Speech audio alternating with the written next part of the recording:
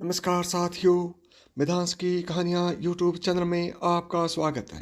आज मैं आपको एक ऐसी कहानी सुनाऊंगा जिसको सुनकर आपका दिल रो बैठेगा। एक माँ का बंटवारा, आज तक का सबसे अनोखा फैसला। दुनिया का सबसे अनोखा मुकदमा। न्यायालय में ऐसा मुकदमा आया जिसने सभी को झकझोर कर दिया।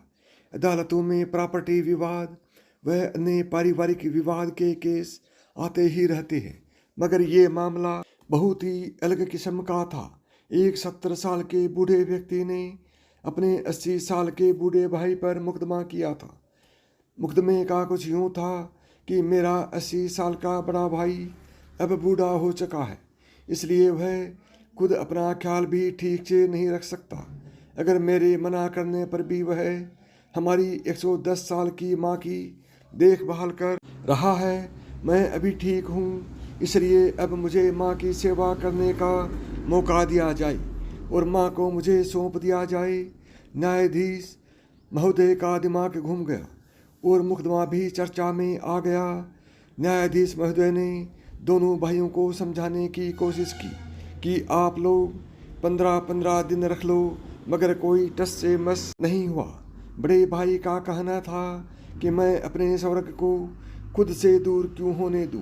अगर माँ कह दे कि उसको मेरे पास कोई परेशानी है या मैं उसकी देखभाल ठीक से नहीं करता, तो अवश्य छोटे भाई को दे दो। छोटा भाई कहता है कि पिछले 40 साल से अकेले ये सेवा किए जा रहा है, आखिर मैं अपने कर्तव्य कब पूरा करूं। परेशान न्यायाधीश महोदय ने सभी प्रयास कर लिए, मगर कोई हल नहीं निकला। आखिर उन्होंने माँ की राय जानने के लिए उसको बुलवाया और पूछा कि वह किसके साथ रहना चाहती है। गोकुल 30 किलो की बेहद कमज़ोर सी औरत थी और बड़ी मुश्किल से व्हील चेयर पर आई थी।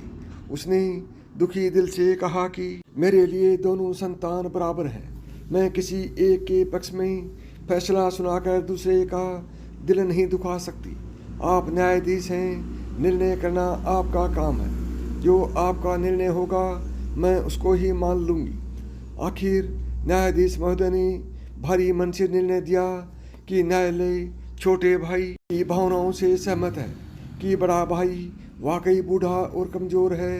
ऐसे में माँ की सेवा की जिम्मेदारी छोटे भाई को दी जाती है। फैसला सुनकर बड़ा भाई जोर जोर से रोने लगा। इस बुढ़ापे ने मेरे सब्र को छीन लिया। अदालत में मौजूद न्यायाधीश समेत सभी रोने लगे। कहने का तात्पर्य यह है कि अगर भाई बहनों में विवाद हो तो इस सत्र का हो। साथियों, यदि यह कहानी सुनकर आपका दिल पसीजा हो तो मिधांस की कहानियाँ यूट्यूब चैनल को अभी सब्सक्राइब करें। नमस्कार दोस्तों, जय श्री कृष्ण।